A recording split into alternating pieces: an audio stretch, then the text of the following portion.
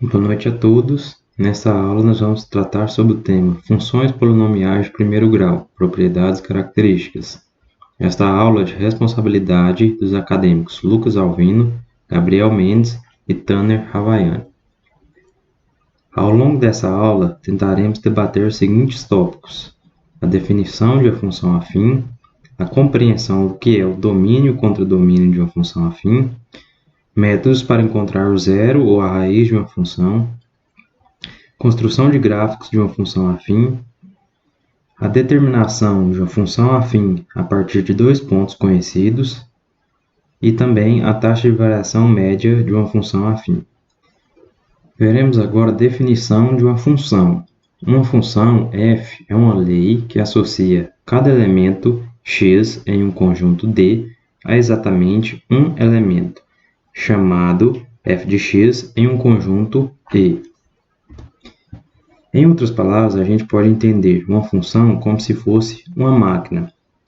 Nesse exemplo que a gente está vendo aí, denominado a máquina de dobrar, observa que tem um lugar onde é a entrada e um lugar onde é a saída. Esse lugar onde está escrito entrada seriam todos os valores possíveis para x, e a saída seria todos os valores de f de x. Esse procedimento que essa máquina faz seria a nossa função. Veremos agora a definição formal de função do primeiro grau. Uma função f de R em R, que a todo número x associa um número ax mais b, com a e b reais e a diferente de zero, é denominada função afim ou polinomial de grau 1. Matematicamente, pode ser expressa como mostra o slide.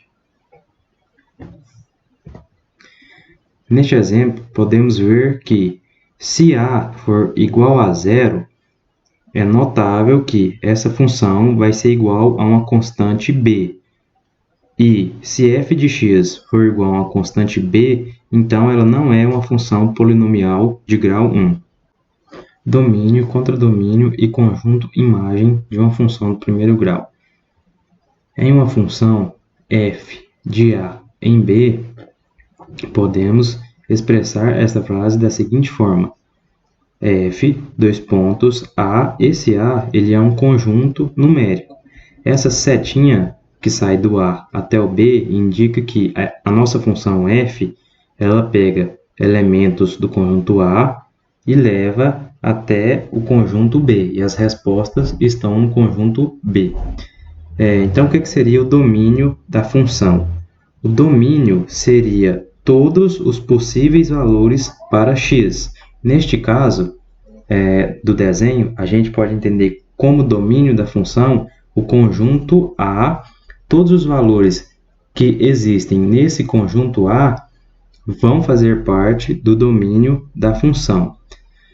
E o contradomínio é também um conjunto numérico que contém o conjunto imagem daquela função. O contradomínio, ele vai ser, por exemplo, se tivesse uma função de R nos inteiros, o conjunto dos números inteiros seria o contradomínio.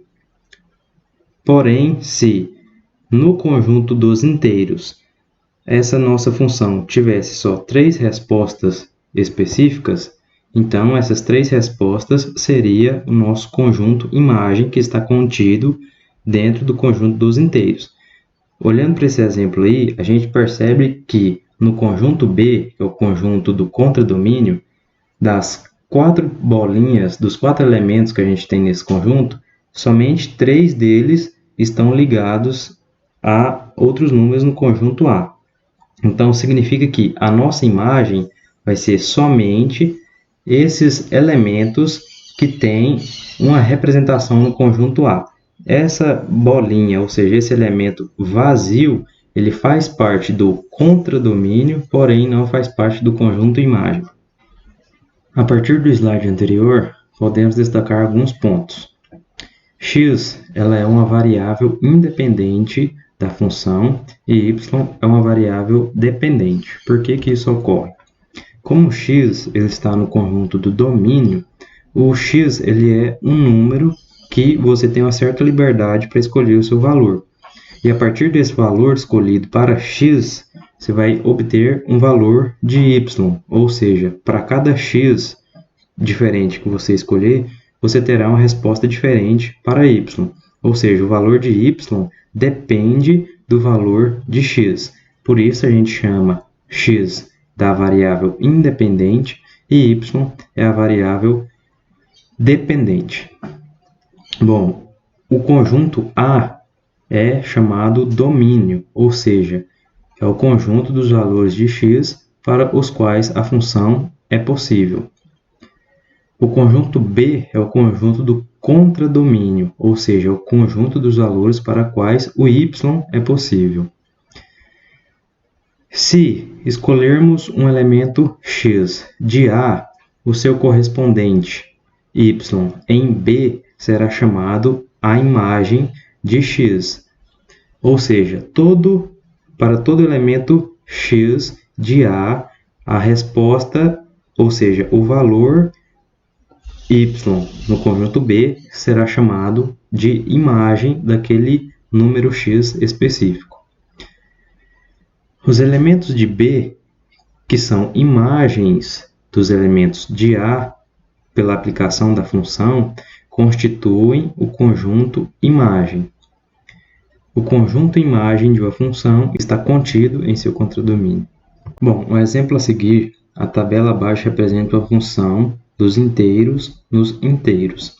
Escreva a lei na qual y é uma função de x e dê o domínio e o conjunto imagem desta função. Bom, então, observando a tabela do exemplo, a gente pode perceber que essa função do primeiro grau é uma função relativamente simples. E se a gente tentar usar um raciocínio matemático, não vai demorar muito tempo para a gente perceber que esta função é f de x que é igual a x mais 2. Porém, existe uma metodologia específica para se descobrir uma função do primeiro grau quando você tem dois pontos conhecidos dessa função. Essa metodologia consiste em calcular o determinante de uma matriz da forma como mostra o slide, onde esse determinante você tem que igualar o resultado desse determinante a zero. Após resolver esta expressão, você encontrará a função f de x. No exercício, pede também para a gente falar qual que é o domínio e o conjunto imagem desta função.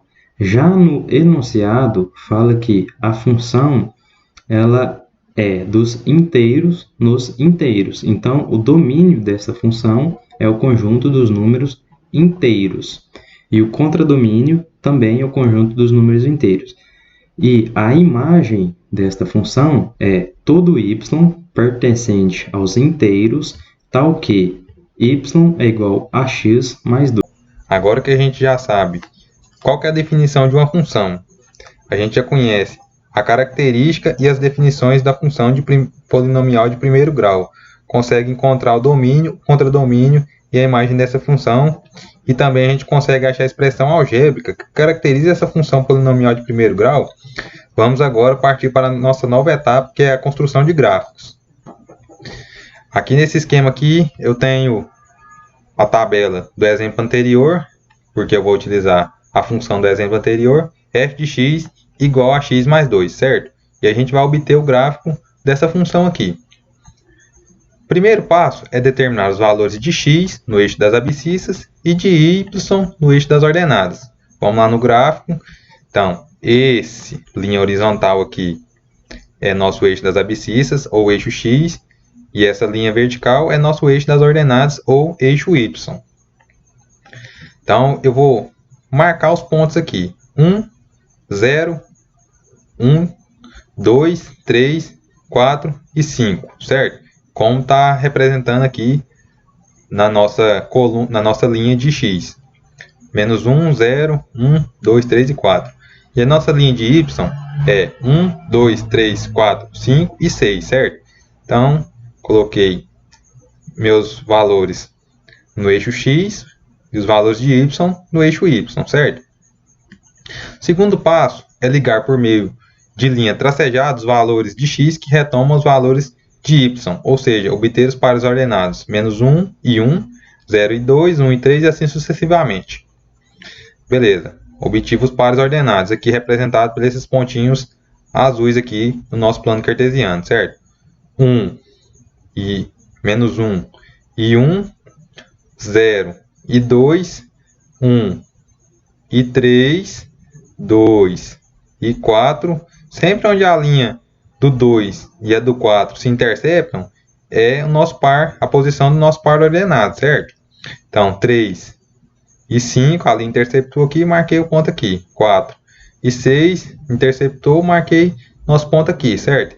Então, a gente já tem o plano cartesiano, a gente já sabe que essa linha horizontal é nossa abscissa x, nosso eixo das abscissas. Essa linha vertical é o nosso eixo das ordenadas, o eixo y. A gente já obteve os pares ordenados característicos da função y igual a x mais 2 para esses valores referentes aqui. E o terceiro passo é traçar uma reta que liga os pares ordenados. No nosso gráfico é caracterizado pela linha azul ou reta azul. Então, tracei essa reta aqui. Certo, pessoal? Então, agora vamos passar para a próxima etapa. Notamos que o gráfico da função f de x igual a x mais 2 é uma reta, certo? Então, agora vamos para essa definição aqui, ó. Preste bem atenção. Toda função do tipo y igual a x mais b, com a diferente de zero, tem como gráfico uma reta no plano cartesiano. E alguns termos podem ser definidos a partir dessa reta. No ponto onde o gráfico intercepta o eixo x, corresponde ao valor de x, está o quê? F de x igual a zero. Nesse caso, x é chamado de zero ou raiz da função. Vamos voltar no nosso exemplo anterior aqui. Quando eu faço f de x igual a zero, então eu vou fazer aqui x mais 2 igual a zero, certo? A raiz da nossa função, nesse caso, vai ser x igual a menos 2. No nosso caso aqui, ó, se eu traçasse uma progressão dessa reta aqui, eu ia notar que a nossa reta ia cortar ou interceptar o eixo x no ponto x igual a menos 2. Então, realmente, quando eu faço f de x igual a zero, eu obtenho a raiz da nossa função. Vamos observar no próximo exemplo aqui, que a raiz da nossa função, olha aqui, ó, onde o gráfico intercepta o eixo x, é no ponto x igual a 1, certo? Então, o x igual a 1 vai ser a raiz da nossa função. Mais para frente a gente vai ver direitinho esse exemplo aqui. Na função y igual a x mais b, a é chamado de coeficiente angular, porque determina a inclinação da reta ou taxa de variação da função. O que significa coeficiente angular? O ângulo formado pela linha horizontal com a nossa reta, esse ângulo aqui, ó, esse ângulo aqui representado, é nosso coeficiente angular, ou o valor A. Nesse caso aqui, nosso coeficiente angular é 1.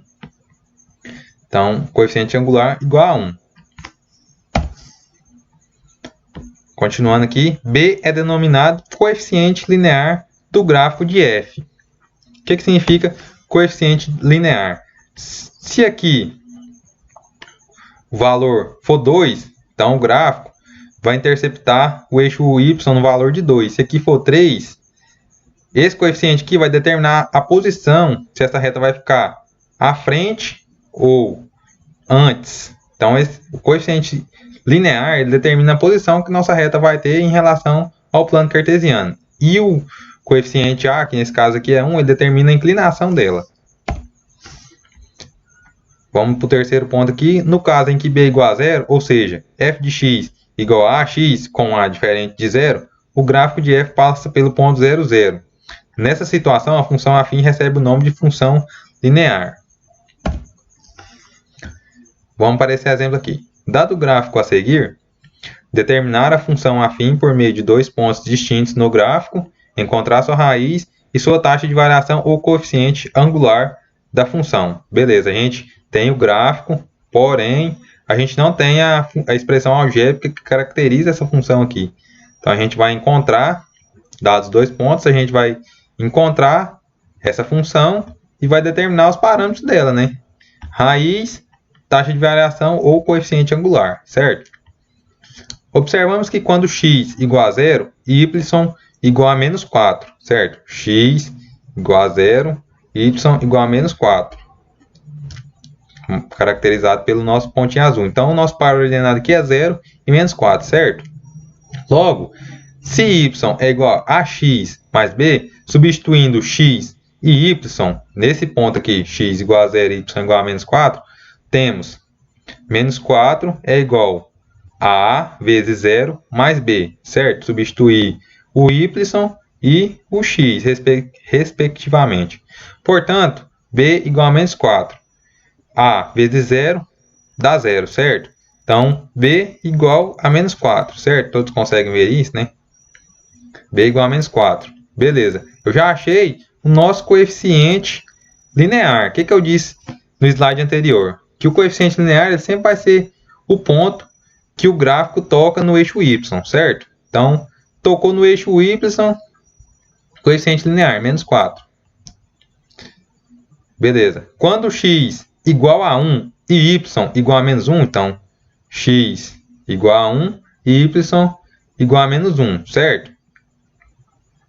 Logo, vamos substituir na nossa fórmula aqui, ó, y igual a x mais b. Então, a gente vai ser menos 1 igual a vezes 1 menos 4. Portanto, A igual a 3. Como que eu encontrei A igual a 3? A vezes 1, A. Então, vai ficar A menos 4, certo? Vou pegar esse 4 aqui e vou passar ele para o lado de cá com sinal positivo. Então, vai ficar mais 4 menos 1 é igual a 3. Portanto, A igual a 3, certo? E no terceiro ponto aqui temos A e B. Então, a nossa função pode ser expressa como f de x. O que é o nosso A? 3. Então, vai ficar 3x mais o B. O B é menos 4. Então, mais vezes menos dá menos. Então, 3x menos 4, certo? Então, a gente conseguiu encontrar, a partir desse gráfico aqui plotado no plano cartesiano, a gente conseguiu determinar qual que é a nossa equação da função polinomial de primeiro grau, certo? Vamos continuar aqui. Dado o gráfico a seguir, determinar a função afim por meio de dois pontos distintos no gráfico, encontrar sua raiz e sua taxa de variação ou coeficiente angular. Esse é o enunciado do nosso exemplo, certo? Determinamos nossa função e ela é f de x igual a 3x menos 4. Para encontrarmos sua raiz, devemos seguir a orientação da definição que diz f de x é igual a 0. Logo, fazendo f de x igual a 0, temos 0 igual a 3x menos 4, certo? Substituir f de x em f de x aqui, ó. Então, vai ficar 0 igual a 3x menos 4. Desenvolvendo a expressão, temos 3x igual a 4. Pego esse 4, passo com o sinal positivo para o lado de cá, então 3x igual a 4, certo? E x igual a 4 terços, ou seja, a raiz da função 3x menos 4 é x igual a 4 terços. Beleza, agora vamos encontrar o coeficiente angular da função. Para encontrarmos o coeficiente angular, recorremos também à definição, que diz o valor de A representa a taxa de variação, ou seja, A igual a 3. Para sabermos quantos graus equivalem ao valor de A, utilizamos a função inversa da tangente, ou seja, arco tangente de θ é igual a 3. Fazendo essa conta aí do arco tangente de θ, obtemos que θ vale 71 graus. Então, a inclinação dessa reta em relação ao eixo x vale 71 graus. Então, isso aqui são as nossas referências. Se alguém tiver alguma dúvida, procura nesse livro aqui. É um livro bem completo sobre funções. Ele é um livro de primeiro ano, então vai ter muitos exemplos, muitos exercícios que vão caracterizar essas definições aí para fixar melhor a compreensão de toda essa definição que a gente passou aqui agora, beleza?